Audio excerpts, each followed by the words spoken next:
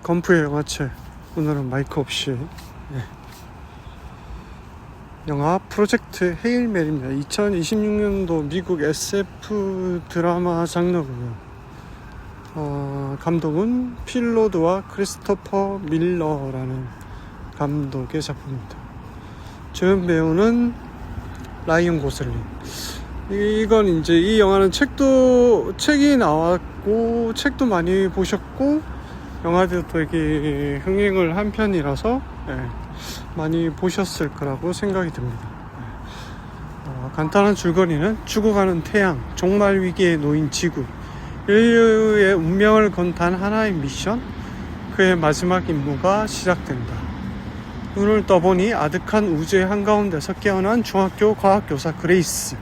희미한 기억 속에서 자신이 죽어가는 태양으로부터 지구와 인류를 살린 마지막 희망으로 이곳에 왔다는 사실을 알게 된다. 잃어버린 기억으로 인해 모든 것이 혼란스러운 상황에서 그레이스는 우연히 우주 항복판에서 같은 목적으로 온 뜻밖의 존재 로키를 만나게 되고, 그레이스와 로키는 각 두 행성의 운명을 건 마지막 미션을 수행하러 떠나게 되는데, 여기까지가 줄거리입니다.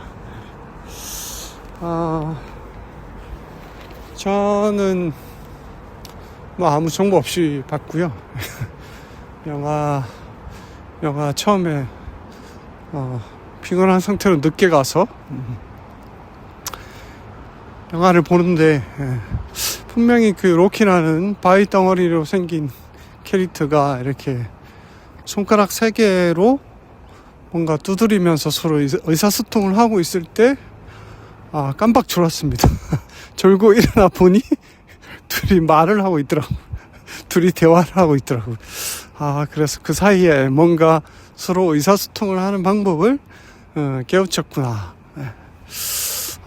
컨택트라는 영화를 보면 서로의 의사 전달하는 방법을 몰라서 한참이나 고민을 하죠. 그래서 이게 컨택트에서는 이게 선형적으로 우리가 생각하는 그런 게 아니라 입체적으로 뭔가 이렇게 중첩되어 있는 크다란 원 같은 그 안에 과거와 미래와 현재가 혼재하는 그런 의사소통의 일종의 방법, 그런 것이었죠. 로키는 그래도 소리로 의사를 소리로 듣고, 그러니까 눈과 귀와 얼굴에 눈과 귀, 코 이런 게 없는 그런 캐릭터는 흔치 않죠. 그런데 이 영화의 핵심은 그런 로키와 우주인과 인간이 교감한다는 게 가장 큰 포인트가 아닌가 하는 그런 생각이 듭니다. 그래서 이 영화는 어찌 보면 아주 평범한 그 학교 선생님이 지구를 구해야 된다는 어떤 사명을 띠고 영웅이 되어가는 그런 이야기라는 생각이 듭니다. 그리고 그래서 이 그레이스라는 캐릭터가 사실 자신이 과학적으로 주장했던 것도 맞지 않았고, 그래서 과학에서 밀려났고, 그래서 학교 과학 교사가 돼서 일상을 살고 있다가 불려가게 되는 거죠. 그래서 이 선생님은 나중에 이제 플래시백으로 이제 계속 과거 기억이 지워진 상태로 우주에서 이제 깨어났으니까 과거의 장면들이 계속 회상이 되는 그 중간중간에 플래시백이 들어갑니다. 거기에서 보면 본인은 사실은 우주로 가고 싶지도 않았고 도망가려고 했는데 산드라 힐러라는 그 배우 이 전체를 이제 관장하는 그 여자 배우에 의해서 강제로 우주로 끌려가게 되는 거죠. 그게 약간 독특한 지점입니다, 이 영화에. 그동안 우리가 봐왔던 우주로 보내는 어떤 지구가 멸망하니까 우리 영웅의 히어로들을 보내서 사건을 해결하고 문제를 해결하고 당당하게 돌아오는 그런 서사 구조가 아닙니다. 그래서 이 영화가 기존의 그런 우주 영화들과 좀 다르긴 하죠. 물론 마션을 쓴 작가가 쓴 작품이긴 한데, 마션은 생존의 어떤 문제였다면 이거는 전 지구를 상대로 하는 그런 아마겟돈처럼 뭐 예전에 막 이렇게 딱 각 전문가들이 등장해서 막 이러는 게 아니라 진짜 평범한 학교 선생님이 깨어보니까 자기가 이 지구를 구해야 되고 자기가 몸에 빼있는 과학 지식을 총동원해서 어떻게 하든 이걸 해결을 하려고 하는 거죠. 그러다가 우연히 친구를 만났고, 그 친구와 그 친구의 별도 태양이 사라지는 것처럼 문제가 있는 상태였고, 이걸 둘이서 해결해 나가는 그런 과정을 그리고 있다고 볼 수 있습니다. 그래서 인간이 어떤 사명감이 주어졌을 때 얼마나 성장할 수 있느냐라는 지점에서 이 영화를 보면 굉장히 감동적이지 않을 수 없는 지점들이 상당히 많습니다. 그래서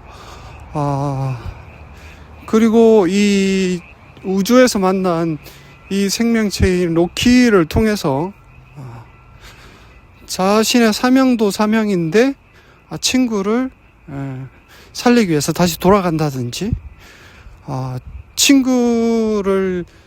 그 친구 또한 이 그레이스를 살리기 위해서 자기의 보호막을 벗고 목숨을 걸고 구한다든지, 이런 어떤 연대와 우정에 대한 게 또 담겨 있습니다.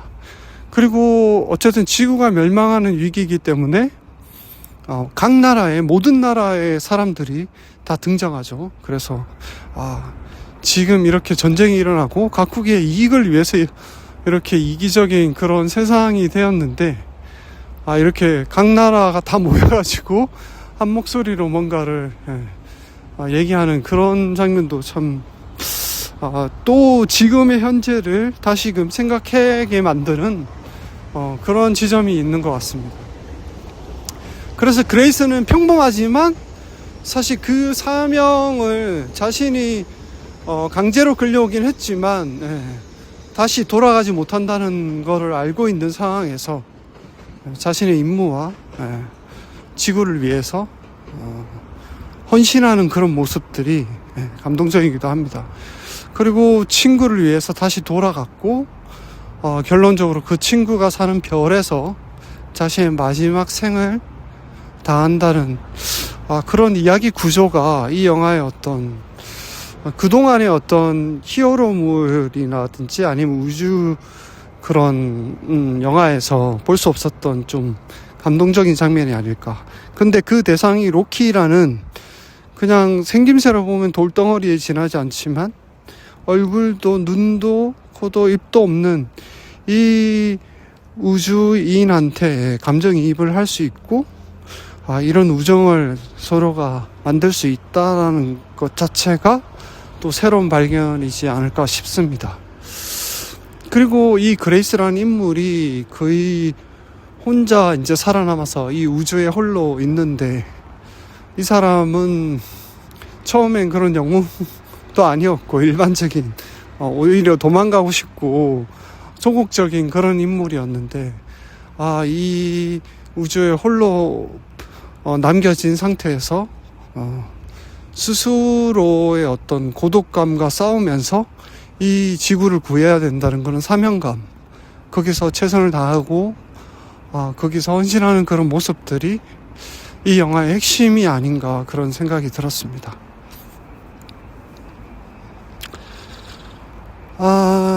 또 하나는 이 우주라는 공간이 우리가 바다나 하늘을 보는 것처럼 그렇게 넓고 광활한 풍광을 보는 어떤 그런 우주적인 풍광, 그런 세계를 바라보는 어떤 그 바램, 누구나 동경하는 그런 대상이 될 수도 있는데, 이 우주선을 타고 가는 이 사람의 입장에서 보면 얼마나 고독하고 얼마나 이 좁은 공간에서 살아야 몇 년을 살아야 되는, 얼마나 또 힘들까 그런 생각도 들더라고요. 예전에 소련에서 진짜 그런 실험을 한번 한 적이 있었다고 하죠. 근데 그 좁은 공간에서 몇 달을 지내다 보니까 그 안에서 문제도 생기고 서로를 공격하는 상황도 막 생기고 했다고 합니다. 근데 이 광활한 우주를 바라보는 사람이 저 좁은 공간에서 그 고독감과 싸우면서 그 넓은 우주를 바라보고 있더라는 게 참 아이러니하다라는 생각도 들더라고요. 그래서 거기서 만난 이 우주인 친구 로키라는 존재는 정말 그 홀로 살아남아서 임무를 수행하고 있는 그레이스 입장에서는 정말 대단한 친구죠. 그냥 일반적인 우정이 아닌 거죠. 그래서 그레이스는 그 쓸쓸하게 서로 돌아서서 헤어지는 그 장면이 굉장히 뭔가 뭉클합니다. 그리고 다시 그 로키를 살리기 위해서 다시 돌아오는 장면들까지도 멋진 영화지 않을까 싶습니다. 이 총지를 하는 산드라 힐련하는 배우는 제가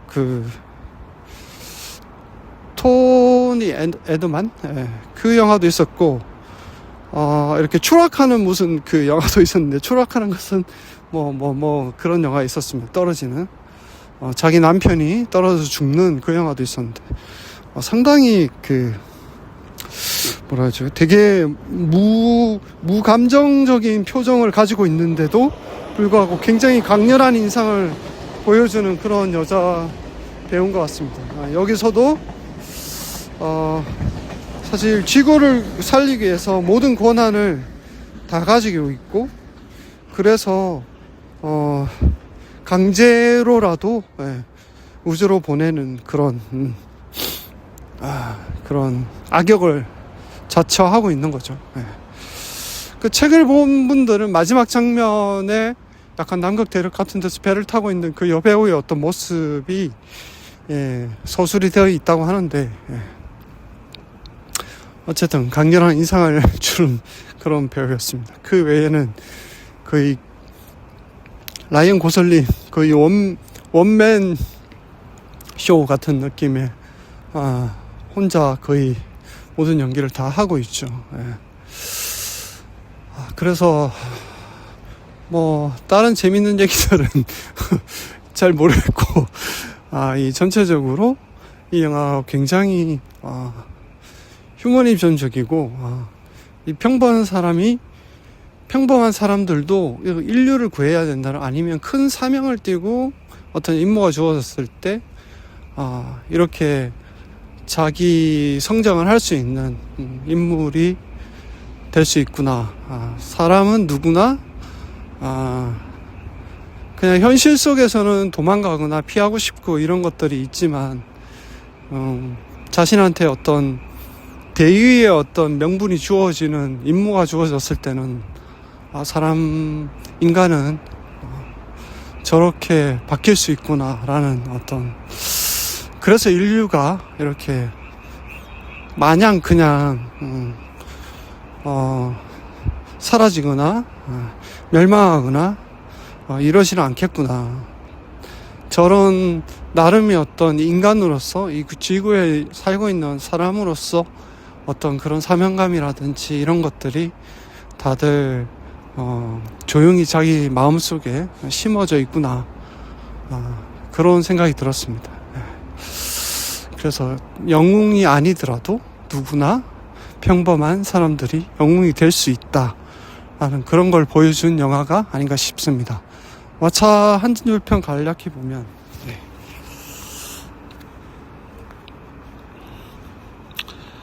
조음이라고 되어 있습니다. 이거는 이제 로키가 같은 단어를 반복하는 그런 모습이죠. 로키는 좋다라는 말을, 이렇게 우리는 손가락을 위로 올리지만 엄지손가락을, 로키는 아래로 내린다는 거. 로키 캐릭터가 굉장히 귀엽습니다. 친구 집에서 놀면 집으로 돌아가기 싫거든요. 엄마 좀 더 놀다 갈게. 이건 무슨 말이지? 그 로키의 행성에서 결국 살게 되는 그레이스의 얘기를 하는 것 같습니다.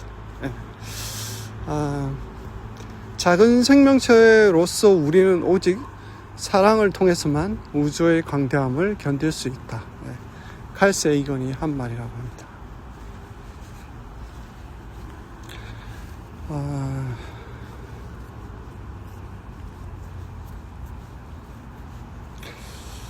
저 하늘 가장 빛나는 별에서 로키가 살고 있을 것 같다. 그러다 지구에 위기가 닥치면 로키가 구하러 와줄 것 같아. 그냥 난 그렇게 믿고 살래. 우주 구경 갔다가 돌멩이 보고 눈물 펑펑. 세상의 다른 우정은 다 가짜고 로키와 그레이스의 우정만이 진짜 우정 같다. 과학적 사고 자체가 즐거움의 원천이 되고 인물의 성격 자체가 공감의 바탕이 된다. 이동진 평론가였습니다. 우리 모두 동의 없이 이 세상에 던져졌고 성장하고 함께 살아간다. 이 세상에 자원에서 태어난 인간은 없으니까. 배경을 우주로 옮긴 우리 모두의 이야기다. 공감합니다.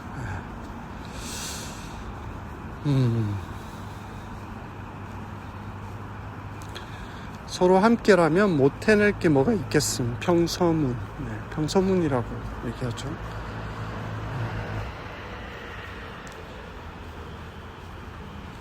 세상에서 가장 귀여운 돌멩이. 우주에 떠도는 모든 선함을 빨아들여 황홀한 터치다운을. 헤일 메리라는 단어가 어떤 위기에서 신에게 기도를 하듯 미식 축구에서 마지막으로 던지는 공을 얘기한다고 합니다. 종교적인 용어라고 하죠. 아베 마리아라는 뜻이라고도 합니다. 우리 서로 마신 공기는 달라도 먹은 마음이 같다면 당신은 나를 그리워할 거야. 질문.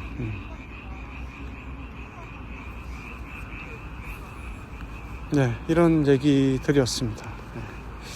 뭐 할 얘기는 되게 많은데 저는 시간이 짧아서 과학적인 얘기는 못할 것 같고 그냥 이 정도. 중간에 또 잠시 졸아가지고 오늘은 영화 2026년도 작품 프로젝트 헤일 메리였습니다. 안녕.